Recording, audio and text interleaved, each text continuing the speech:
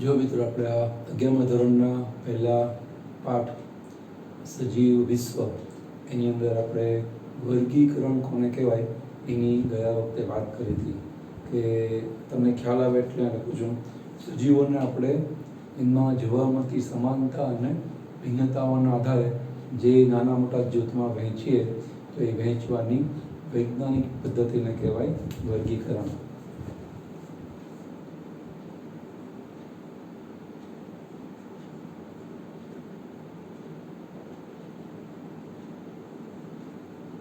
સજીવોમાં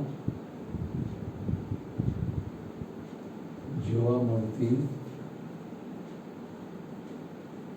સમાનતા તથા ભિન્નતાઓને આધારે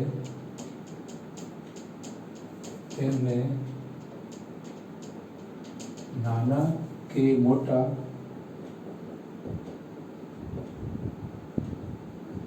જૂથમાં વહેંચવાની વૈજ્ઞાનિક પદ્ધતિને વર્ગીકરણ અથવા ઇંગ્લિશમાં કહીએ તો ટેક્સોનોમી કહેવામાં આવે છે. આપણે ગયા વખતે વ્યાખ્યા આપી અને પ્રત્યેક જૂથ છે એ જૂથને આપણે કહીએ છીએ વર્ગક અથવા એને કહેવાય ટેક્સોન અથવા ટેક્સા. આપણે ગયા વખતે સમજાવ્યું કે જ્યારે આપણે સજીવોને અલગ અલગ જૂથોમાં વહેંચીએ છીએ, આંચાવાળા બધા પ્રાણીઓનું એક જૂથ, એ જૂથનું નામ તરફ આપે છે સસ્તન. ઉડી શકે એવા બધા પ્રાણીઓનું એક જૂથ, એક ગ્રુપ, એ સમૂહ, એના આપે છે આપણે વિહગ. એવી જ રીતે જે આ સસ્તન, વિહગ, મેરુદંડી, અમેરુદંડી કે પૃષ્ઠવંશી, અપૃષ્ઠવંશી આપણે જે નામ આપીએ છીએ એ બધા આપણે એ વર્ગક તરીકે ઓળખીએ છીએ. સજીવોની એક જૂથની લાક્ષણિકતા એ નામથી આપણને ખ્યાલ આવે છે. તો આને કહેવાય વર્ગીકરણ. અને એની અંદર આપણે જે નાના મોટા જૂથો બનાવે દરેક જૂથને કહેવાય વર્ગક. અથવા તો વર્ગક માટે આપણે આવું પણ કહી શકીએ, વર્ગકનો મતલબ થાય વર્ગીકરણના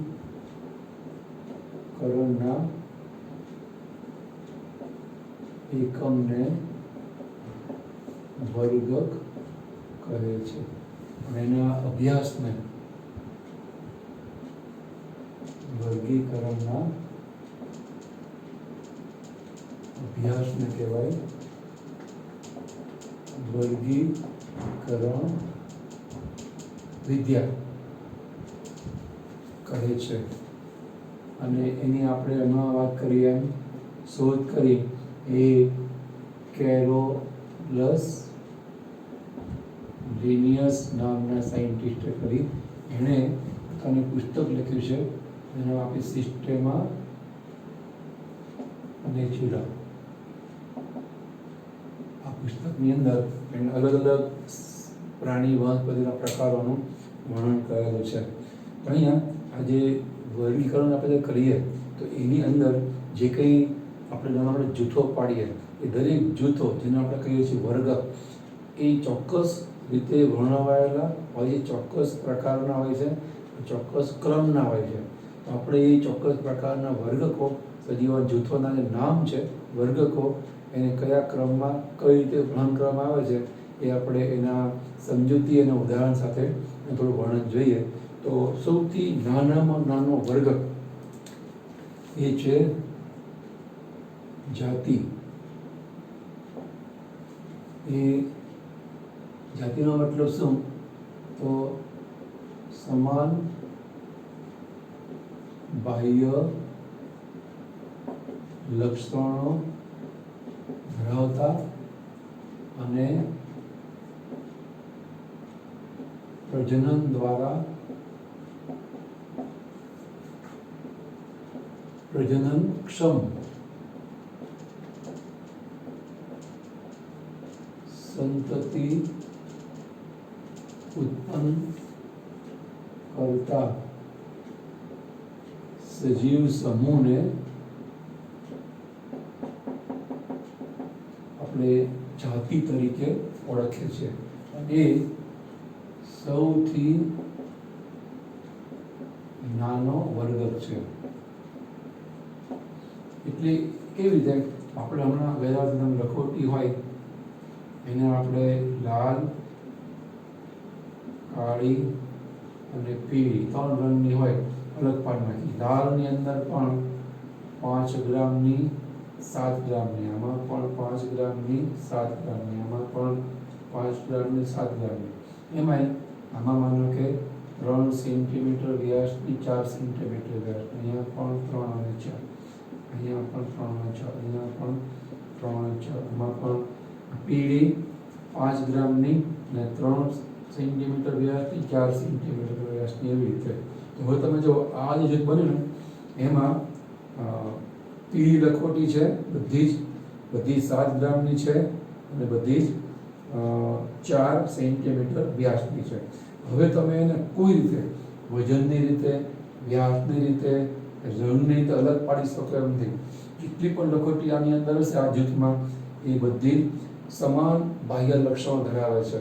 હવે તમે એને કોઈ આધાર લઈને વ્યાસના આધારે, વજનના આધારે, રંગના આધારે વહેંચી શકો એમ નથી. 100% બધા સરખા પ્રકારની લખોટી ધરાવતું જૂથ છે. અહીંયા પણ જાતિ એટલે ગાય જાતિ છે, સિંહ જાતિ છે, લીમડો જાતિ કહેવાય. એની અંદર જેટલા પણ સજીવો કે લીમડાનો સમાવેશ થાય એના જેવા જ લક્ષણ, એટલે લીમડાનો સમાવેશ એક જાતિમાં થાય. સિંહ આખી દુનિયામાં સરખા જ હોય. તો ટૂંકમાં એક જ જાતિમાં આવતા સજીવો એ સમાન બાહ્ય લક્ષણ ધરાવતા હોય અને પરસ્પર પ્રજનનનો સંબંધ ધરાવતા હોય. જેમ કે સિંહ વાઘ સાથે પ્રજનન ના કરે, વાઘ સિંહ સાથે પ્રજનન ના કરે. એમ જાતિ ત્યાં કે જુદી છે, પણ સિંહના અંદર પ્રજનન થાય નરમાદામાં, વાઘના નરમાદા પ્રજનન કરે, બિલાડીના નરમાદા પ્રજનન કરે. તો એવી રીતે જાતિનો મતલબ સમાન બાહ્ય લક્ષણ ધરાવતા સજીવોનો સમૂહ અને એ પાછા આંતર પ્રજનન કરે, અંદર પ્રજનન કરે. સંતતિ જે ઉત્પન્ન થાય એ પણ પાછી પ્રજનન કરી શકે એવી હોય. પ્રજનનક્ષમ મતલબ પ્રજનનની ક્ષમતાવાળી હોય, તો એને કહેવાય જાતિ. બરાબર. અને એ હવે એવી પ્રકાર સજીવોનો સમૂહ છે. હવે એને આપણે આગળ ઉપર વહેંચી શકતા નથી. હવે એને વહેંચો તો ઓર એના નાના ભાગ પડે. વહેંચો એટલે સજીવોના 2, 3, 4 ભાગ પડી જાય. તો હવે આના ભાગ પડી શકે નથી, એટલે આને વર્ગીકરણમાં નાનો એકમ કહેવાય, નાના જૂથ કહેવાય. હવે આ નાનું કરી શકાય એમ નથી. એટલે એ અર્થમાં આપણે લખીએ છીએ કે જાતિ એ વર્ગીકરણનો નાનામાં નાનો એકમ છે.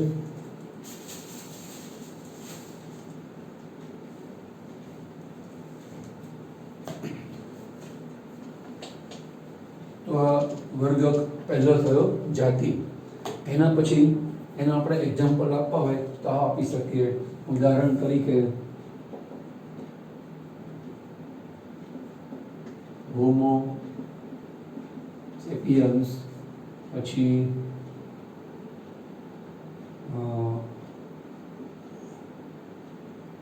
માનવીનું વૈજ્ઞાનિક નામ છે, પછી પેન્થેરા લિયો આ સિંહનું વૈજ્ઞાનિક નામ છે. એના પછી સોલેનમ ટિબરોઝમ આ બટાકાનું વૈજ્ઞાનિક નામ છે. તો અહીંયા જે આ સેપિયન્સ છે એ જાતિ દર્શાવે છે, લિયો ટિબરોઝમ એ જાતિ બતાવે છે. તો ટૂંકમાં જાતિનો મતલબ આવો થાય. સેપિયન્સનો મતલબ બધા જ પ્રકારના એવા સજીવો, જેમ કે આપણે સેપિયન્સમાં આવ્યું કે જે એક જ સરખા છીએ અને આંતર પ્રજનન કરી અને પ્રજનનક્ષમ સંતતિ ઉત્પન્ન કરી શકીએ છીએ. એટલે આપણી સેપિયન્સ એક જાતિ કહેવાય, લિયો એમ ટિબરોઝમ. એના પછી એક જૂથ આવશે, એ છે પ્રજાતિ. પ્રજાતિનો મતલબ આપણે વાપરીએ કે ગાઢ સંબંધ ધરાવતી જાતિઓના સમૂહને પ્રજાતિ કહેવાય. એક કરતાં બે કે બે કરતાં વધારે જાતિઓના સમૂહને ભેગા કરો એને કહેવાય પ્રજાતિ. જેમ કે 3 ગ્રામ વ્યાસ સેન્ટીમીટર વ્યાસની, 4 સેન્ટીમીટર વ્યાસની બે અલગ અલગ વ્યાસ તમે ભેગી કરો તો આખું એક ઉપર જૂથ બને 7 ગ્રામ લખોટીઓ બધી. એ બધી લખોટીઓ 5 ગ્રામની. એમ અહીંયા આ જે પ્રજાતિ છે એ પ્રજાતિને એક કરતાં વધારે જાતિઓ હોઈ શકે છે. જેમ કે આપણે અહીંયા આપીએ કે જે આપણે આપ્યું હોમો સેપિયન, તો હોમો પ્રજાતિ છે, એમાં સેપિયન જાતિ પણ આવે અને હોમો ઇરેક્ટ જાતિ પણ આવે. એમ પેન્થેરા પ્રજાતિ છે, પેન્થેરા પ્રજાતિ. એમાં પેન્થેરા લિયો પણ આવે, જે સિંહનું નામ છે. પેન્થેરા ટાઇગ્રિસ પણ આવે, ટાઈગરનું વૈજ્ઞાનિક નામ, વાઘનું. અને પેન્થેરા પારડસ એટલે લિયોપાર્ડ એટલે કે ચિત્તો, એનું પણ વૈજ્ઞાનિક નામ આવું થાય. તો તમે જુઓ, એક કરતાં વધારે જાતિઓ ભેગી મળી અને જે જૂથ બનાવે બધાને કહેવાય પેન્થેરા. બધાનો સમાવેશ પેન્થેરામાં કરવામાં આવે. એવી રીતે જે આપણે જોયું સોલેનમ, એની અંદર બટાકા સોલેનમ ટ્યુબરોઝમનો સમાવેશ થાય. સોલેનમ નાઇગ્રમ પિલ્લુડી કહેવાય એને, અને આ બટાકા. અને સોલેનમ મેલોન્જેના, આ રીંગણનું વૈજ્ઞાનિક નામ છે. સોલેનમ મેલોન્જેના રીંગણા, સોલેનમ નાઇગ્રમ પિલ્લુડી, સોલેનમ ટ્યુબરોઝમ બટાકા. તો તમે જો એક કરતાં વધારે જાતિઓને ભેગા કરો તો એક એકમમાં બધાનો સમાવેશ થાય, આપણે એને કહીએ છીએ પ્રજાતિ. તો એનો મતલબ આ બધાના પેરેન્ટ્સ પિતૃ એક જ છે. પિતૃ એક હોય એમને ગાઢ સંબંધ ધરાવતા સજીવો કહેવાય. જેમ કે એક જ મા બાપના 2 સંતાન 4 સંતાનો હોય તો એ રિયલ બ્રધર સિસ્ટર કહેવાય.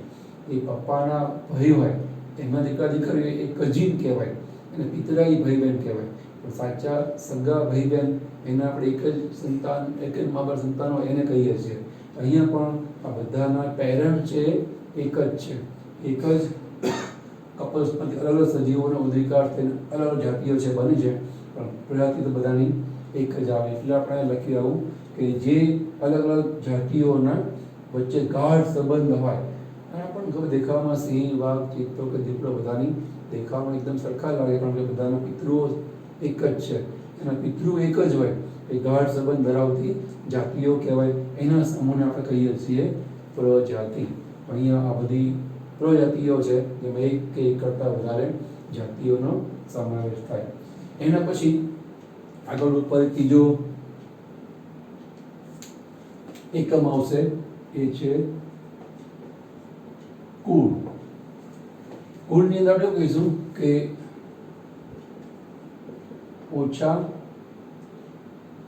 અથવા ઓછી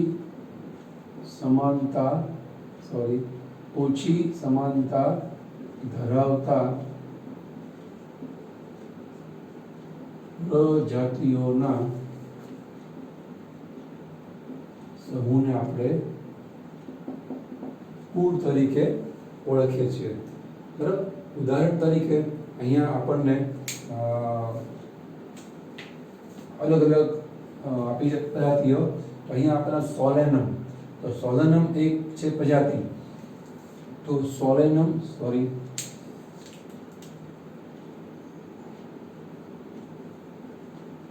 પછી એક બીજી પ્રજાતિ છે, એનું નામ છે પેટુનિયા.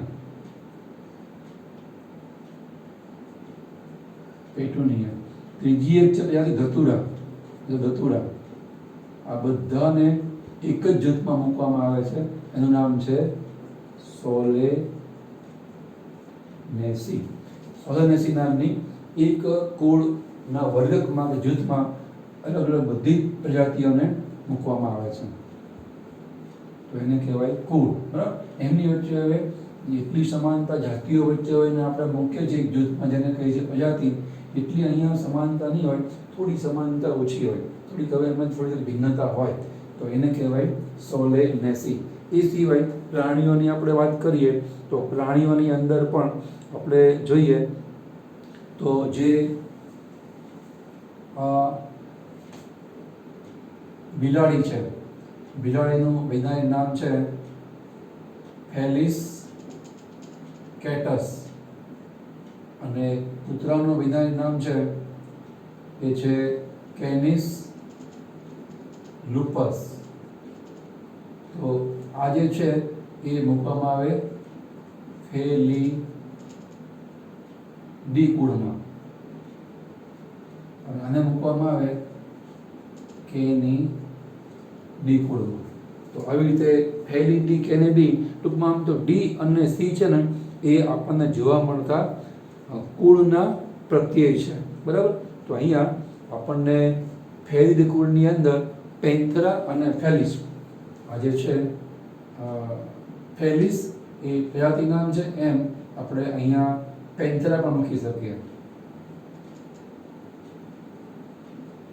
પેન્થેરા લીઓ અથવા તો તમે જે પણ લખો એ પેન્થેરા લીઓ કે પેન્થેરા પાડર, પણ પેન્થેરા પ્રજાતિ અને ફેલિસ પ્રજાતિ આ બે એક જ જૂથમાં મૂકવામાં આવે એને કહેવાય ફેલિડી નામની કુળનું જૂથ. હા, કૂતરાનું જૂથ છે જુદું છે, કેનિસ લુપસ, એને કહેવાય કેનિડી. તો આ જે બધા એક કરતાં વધારે પ્રજાતિઓનો સમૂહ એને કહીએ આપણે કુળ.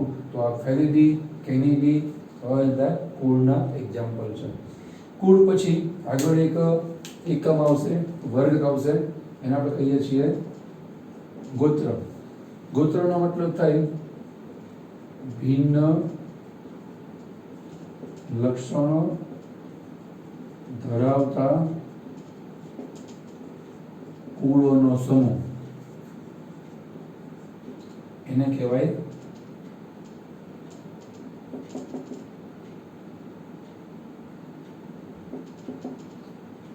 ગોત્ર. ભિન્ન, હવે એની અંદર સમાનતા ઘટી જશે, ભિન્નતા વધી જશે. વિવિધ પ્રકારના કુળોને ભેગા કરી અને એની અંદર જે કંઈ થોડી સમાનતા હોય એના આધારે આપણે એક જૂથમાં મૂકીએ છીએ, એને કહીએ છીએ ગોત્ર. જેમ કે અહીંયા પોલીમોનિયલ્સ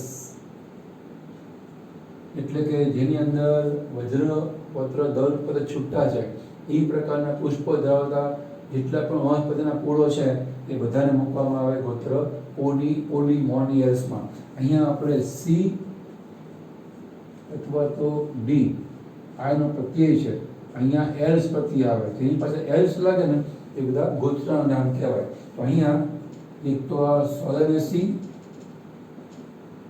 અને બીજું કોન્વોલ્વુલેસી. જો તમે જો સી આવે એટલે આ બે કુળના છે નામ, અને એ બે કુળનો સમાવેશ થાય આ ગોત્રની અંદર, બરાબર, જેને કહેવાય પોલીમોનિયલ્સ. એવી રીતે અહીંયા આપણને પ્રાણીઓનું એક કુળ છે એ આપ્યું છે, જે આપણે બે અલગ અલગ કુળ જોઈએ આગળ, કેનિડી કૂતરા માટે અને ફેલિડી એ વાહક અને બિલાડી માટે. એને આપણે એક ગોત્રમાં મૂકીએ છીએ કાર્નિવોરામાં. કાર્નિવોરા આ ગોત્ર છે એટલે કે માંસાહારીઓ, તેમાં આ કુળ, આ કેનિડી અને આ ફેલિડી એ બંનેનો સમાવેશ થઈ જાય, બરાબર. તો આવી રીતે બે કે બે કરતાં વધારે ભિન્ન લક્ષણવાળા કુળો ભેગા મળી એમાં સમાનતા ઓછી હોય એ જે જૂથ કે ગ્રુપ બને એને આપણે કહીએ છીએ ગોત્ર. અહીંયા કાર્નિવોરા પોલીમોનિયલ્સ એ ગોત્ર છે એ પ્રકારનું જૂથનું વર્ણન કરે છે. અહીંયા જો કે એલ્સ પ્રત્યે લાગતો નથી, મોટા ભાગે ગોત્રમાં એલ્સ પ્રત્યે છે લાગતો હોય છે. એના પછી આગળ ઉપર એક આવશે એકમ કે વર્ગ સમુદાય. અહીંયા પણ એ જ ક્રમ ચાલુ રહેશે ઉપરની વ્યાખ્યા પ્રમાણેનો. ભિન્ન લક્ષણો ધરાવતા ગોત્રના સમૂહને આપણે કહીએ છીએ સમુદાય. જેમ કે ઉદાહરણ તરીકે વાનર, પછી ગોરિલા, ગિબ્બન, સમુદાયની પહેલા આપણે અહીંયા એક આવશે ગોત્ર, પછી વર્ગ આવે છે, પછી સમુદાય આવશે. ભિન્ન લક્ષણ ધરાવતા ગોત્રના સમૂહને આપણે કહીએ છીએ વર્ગ.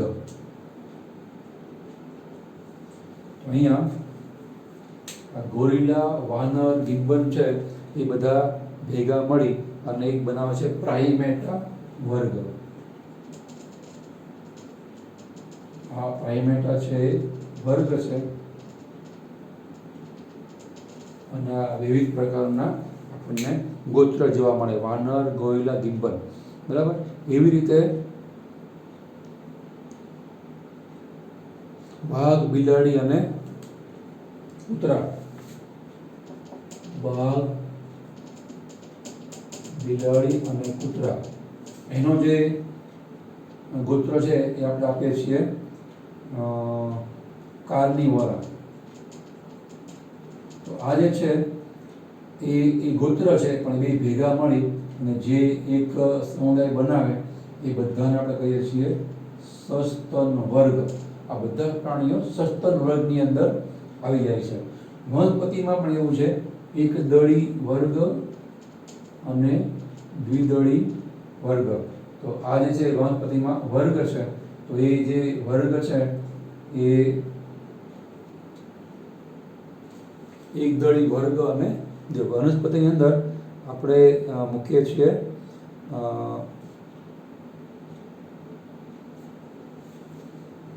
આની અંદર વિવિધ પ્રકારની વનસ્પતિ આવે.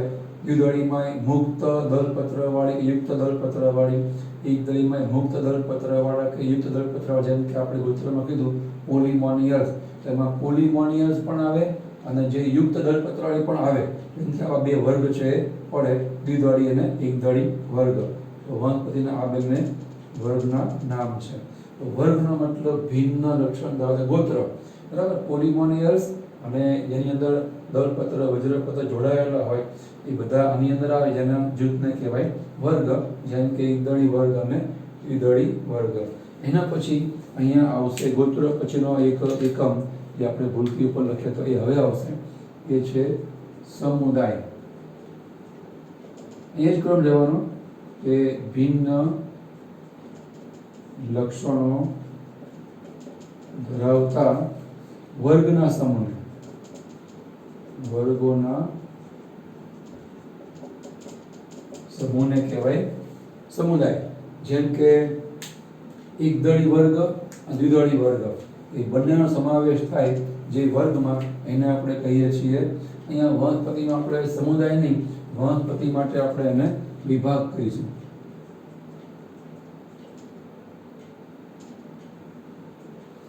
વનસ્પતિ માટે વિભાગ છે અને પ્રાણી માટે એને કહેવાય સમુદાય. તો આનો સમાવેશ થાય એક દળી દ્વિદળી વર્ગનો સમાવેશ જે વિભાગ એને કહેવાય આવૃત બીજધારી, આવૃત બીજધારી સમુદાય. અને પ્રાણીઓની આપણે વાત કરીએ સમુદાયમાં તો મોટા ભાગે જે આ બધા વિવિધ વર્ગો છે, જેમ કે ઉભયજીવી, અહીંયા લખી શકીએ ઉદાહરણ તરીકે જે વિવિધ પ્રકારના વર્ગો છે, સરીસૃપ વર્ગ, પેટે ઘસરીને ચાલનારા પ્રાણીઓના વર્ગ, પછી પાણીમાં જમીન ઉપર જીવી શકે દેડકા જેવા પ્રાણીઓ ઉભયજીવી વર્ગ, પછી પેટે ઘસરીને ચાલે પછી ઉડી શકે એવા વિહગ, અને સ્તન ગ્રંથિ વાળા સસ્તનોનો વર્ગ. આ બધાને મૂકવામાં આવે મેરુદંડી નામના સમુદાયમાં. અને બધામાં એક લક્ષણ કોમન છે, બધામાં મેરુદંડ નામનો હાડકાનો પોલો દંડ, એની અંદર પોલું ચેતારજ્જુ મતલબ કરોડરજ્જુ આપણને જોવા મળે, એટલે બધાને કહેવાય મેરુદંડી પ્રાણીઓ. આ વિવિધ વર્ગના સમુદાયો છે એ વર્ગ છે, વિવિધ પ્રકારના વર્ગોના સમૂહ, એને એક જ જૂથમાં મૂકવામાં આવે જેને આપણે કહીએ છીએ મેરુદંડી સમુદાય. અને છેલ્લે એક બાકી રહે, એને કહેવાય સૃષ્ટિ. સૃષ્ટિ મતલબ એને કહેવાય પ્રાણીઓની સૃષ્ટિ અથવા તો વનસ્પતિ સૃષ્ટિ. તો આવી રીતે વિવિધ પ્રકારના આપણને વર્ગો છે એ જોવા મળે. તો આ વિવિધ પ્રકારના જે વર્ગો આપણને જોવા મળે છે એની અંદર એક વસ્તુ આપણે ધ્યાનમાં લેવાની કે આ વર્ગકોની અંદર જેમ જેમ આપણે સૃષ્ટિથી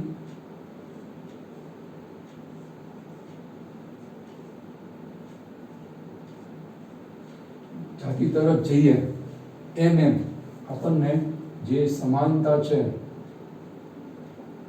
એ વધતી જોવા મળે અને ભિન્નતા છે એ ઘટતી જોવા મળે.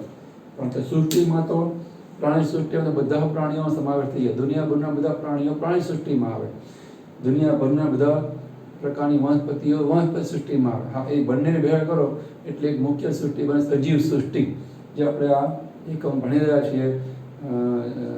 સજીવોની સૃષ્ટિ એટલે સજીવ વિશ્વ ભણી રહ્યા છે. એની આ બે મોટા મોટી સૃષ્ટિ છે, ઉપસૃષ્ટિ છે, પ્રાણી અને વનસ્પતિ. એમાં કોષ દિવાલના વગેરે તમને ખ્યાલ છે.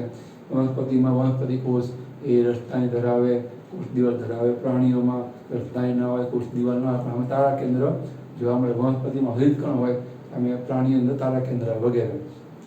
પણ તમે એના ભાગ પાડો, કેટલાય સમુદાયો પાડો તો એની અંદર થોડી સમાનતા આવે જોવા મળે. એના ભાગ પાડો, થોડા વધારે સમાન સજીવ ભેગા, એના ભાગ પાડો, છેવટે ભાગ પડતા એક સજીવો એવો સમૂહ તૈયાર થાય જેને આપણે જાતિ કહીએ છીએ. એમાં હવે 100% સમાન સજીવો. હવે તમે કોઈ રીતે એના ભાગ પાડી શકો નહીં. તો ટૂંકમાં સૃષ્ટિથી જાતિ તરફ જેમ જેમ જઈએ એમ સજીવોમાં આપણને સમાનતા છે એ વધતી જોવા મળે અને ભિન્નતાઓ છે એ ઘટતી જોવા મળે. એની સામે તમે જેમ જેમ જાતિથી સૃષ્ટિ તરફ જાઓ એમ એમ તમને સમાનતા છે એ ઘટતી જોવા મળે અને ભિન્નતા છે એ વધતી જોવા મળે. કારણ કે તમે વિવિધ પ્રકારના લક્ષણોવાળા જૂથોને ભેગા કરી એક જૂથ બનાવો છો. એવા બધા કેટલાક વિવિધ પ્રકાર જૂથો ભેગા કરી બીજી જૂથ બનાવો છો. જેમ જેમ તમે સૃષ્ટિ તરફ જાઓ એમ એની અંદર ભિન્નતાઓ છે વધતી જાય. આની અંદર ભિન્ન પ્રકારના સજીવો હોય. તમે જો ગોત્ર આપણે કોને કહીએ છીએ? પોલિમોનિયર. તો એમાં આ એક પ્રકારની વનસ્પતિ આવે, સોલેનેસી, અને કોન્વોલ્વુલેસી એ પણ આવે. જેમ જેમ તમે ટૂંકમાં નીચે આવો એમ ભિન્નતાઓ એ જૂથમાં સમાવેશ પામતા સજીવો વધતી જાય. જેમ જેમ તમે ઉપર જાઓ એમ ભિન્નતા છે એ ઘટતી જાય. સમાનતા જેમ ઉપર જાય એમ વધતી જાય, નીચે જાઓ એમ ઘટતી જાય. તમને એ પણ ખ્યાલ છે આવે. અને કેમ બધે ઘટે એ પણ આપણે અહીંયા સમજાવ્યું. તો અહીંયા આ બધાને કહેવાય વર્ગીકરણના એકમો. સૃષ્ટિ, સમુદાય, વનસ્પતિ માટે વિભાગ, વર્ગ, ગોત્ર, કુળ, પ્રજાતિ અને જાતિ. તમને આ ક્રમમાં યાદ રહેવા જોઈએ બધા એકમો કે વર્ગો. અને ક્રમ સિવાય તમને એની વ્યાખ્યા અથવા તો એનો થોડો સાધારણ અર્થ એ પણ ખબર રહેવી જોઈએ. અને દરેકમાં તમને કંઈ ને કંઈ આવી રીતે ઉદાહરણ પણ આવડતા જોઈએ. આમાં તમને બોર્ડની એક્ઝામ કરો તો વર્ણનાત્મક પ્રશ્ન પણ પૂછાય. એ પણ એકાદા બે ટૂંકમાં 2 માર્કમાં પૂછાય. પ્રજાતિ ટૂંકમાં લખો, જાતિ ટૂંકમાં લખો. તમારે આટલી વસ્તુ સમજાવવાની 2 માર્કની અંદર, બરાબર. અને પ્રજાતિમાં જે કંઈ વિગતો આપણે લખી સમજાવવાનું છે. ચોપડીમાં વર્ણન છે પ્રકાર રૂપમાં, આપણે એને પોઈન્ટ વાઇઝ અહીંયા લખ્યું છે. થોડું વધારે પણ કે 3-4 માર્કની અંદર. અને આમાંથી એમસીક્યુ ઘણા પ્રકારની નીકળી શકે, ઘણા પ્રકારના એમસીક્યુ નીકળી શકે. 4 ઓપ્શન આપ્યા, 3 જાતિ અને 1 પ્રજાતિ હોય. અને જેમ અસંગત કહ્યું તમારે બધી કરવાનું કે આ 3 A, B ને D એ જાતિ છે, પણ આ B છે ને, C છે ને, A, B, D પૈકી C એ પ્રજાતીય નામ છે, માટે અસંગત કહેવાય. અથવા તમને સ્પષ્ટપણે પ્રશ્નમાં કે આમાં જાતિ કઈ છે કે જાતિ કઈ નથી એમ કંઈ તમે 3 જાતિ અને 1 આપ્યું નામ પ્રજાતિનું. એ સિવાય વૈજ્ઞાનિક નામના આધારે પણ આમાંથી વૈજ્ઞાનિક નામ બિલાડીનું કયું છે? તો ફેલિસ કેટસ એ બિલાડીનું વૈજ્ઞાનિક નામ છે. અથવા તો સાયન્ટિફિક નામ આપે કેનિસ લુપસ, એ કોનું વૈજ્ઞાનિક નામ છે? એમ કંઈ બિલાડી, વાઘ ને કૂતરો આપે તો કૂતરાનું એ વૈજ્ઞાનિક નામ છે. આવા ઘણી પ્રકારના મેચિંગ ટાઈપ બને, વિધાન કારણ બને. એ તમને આટલી માહિતી આવડતી હોય તો ગમે તે પ્રકારના એમસીક્યુના રૂપમાં તમને માહિતી એ પ્રશ્નના રૂપમાં પૂછે. માહિતીવાળો પ્રશ્ન કે પછી તમારી સમજણ ચકાસતો પ્રશ્ન પણ તમને હવે એમાં ખ્યાલ આવે. એકવાર શાંતિથી આને તૈયાર કરો, વાંચો, સમજો, સરસ નોટ બનાવો. પછી હવે આ પાઠમાં જોવા મળતી છેલ્લી વિગત છે એ વિગત છે એ છે વર્ગીકરણના સાધનો. જ્યારે આપણે ટેક્સોનોમીનો અભ્યાસ કરવા માગીએ છીએ, સજીવોના વિવિધ પ્રકારના વર્ગો, સમૂહોનો અભ્યાસ કરવા માગીએ છીએ, કે જે સમૂહો છે એ ઉદ્વિકાસના ક્રમ પ્રમાણે ગોઠવાયેલા હોય. એવું નહીં એફએજાડ ગમે તેમ જેને મન એમ આડાવડા ઊભા છે આડા ગોઠવી દે એને, પણ ચોક્કસ બુદ્ધિ વિકાસના ક્રમ પ્રમાણે એમાં જોવા મળતી ક્રમિક વિકાસમાન જે રચનાઓ છે એના આધારે બધાને ગોઠવેલા હોય. તો એના અભ્યાસ માટે આપણને કેટલા સાધનો બતાવ્યા છે. સાધનોમાં મુખ્યત્વે તો 2 વનસ્પતિ માટે અને 2 પ્રાણી માટેના બતાવ્યા છે. વનસ્પતિ માટે સાધન એટલે કે હર્બેરિયમ પત્રક. હર્બેરિયમ પત્રક મતલબ વનસ્પતિ સંગ્રહાલય, જેમાં વનસ્પતિઓ મૃત અવસ્થામાં સંગ્રહ પામેલી હોય. અને બીજું છે વનસ્પતિ ઉદ્યાન, બોટાનિકલ ગાર્ડન, જેમાં વનસ્પતિ જીવંત અવસ્થામાં સંગ્રહ પામેલી હોય. એમ એ રીતે પ્રાણીઓના 2 આપણને સાધનો બતાવ્યા છે. મૃત પ્રાણીઓનો સંગ્રહ, જેને આપણે કહીએ છીએ મ્યુઝિયમ. મ્યુઝિયમમાં પ્રાણીઓને મૃત અવસ્થામાં સંગ્રહવામાં આવે. અને બીજું છે જીવંત અવસ્થામાં પ્રાણીઓનો સંગ્રહ થયેલો હોય એ જગ્યા એટલે પ્રાણી સંગ્રહાલય. તો આવી રીતે જીવંત મૃત અવસ્થાની વનસ્પતિઓનો સંગ્રહ અને પ્રાણીઓનો સંગ્રહ, એને આપણે અનુક્રમે બોટનિકલ ગાર્ડન અથવા તો વનસ્પતિ સંગ્રહાલય, પ્રાણી સંગ્રહાલય અને મ્યુઝિયમ કહીએ છીએ. એમાં તમને ભાતના કેટલાય પ્રકારના વનસ્પતિ પ્રાણીઓ જીવંત કે મૃત અવસ્થામાં જોવા મળે, જે આપણા ટેક્સોનોમીના અભ્યાસ માટે સારામાં સારી એક પ્રકારની ખુલ્લી કિતાબ જેવું કહેવાય. તમે ત્યાં જઈને બધી પ્રકારના સજીવોનો અભ્યાસ છે એ કરી શકો. એ 4 બાબતો છે એની થોડી વાતો આપણે આગળ ઉપરના લેક્ચરમાં કરશું. અહીંયા આપણે શકીએ છીએ થોડું આને વ્યવસ્થિતપણે નોટ બનાવી અને સમજવા યાદ રાખવા પ્રયત્ન કરો.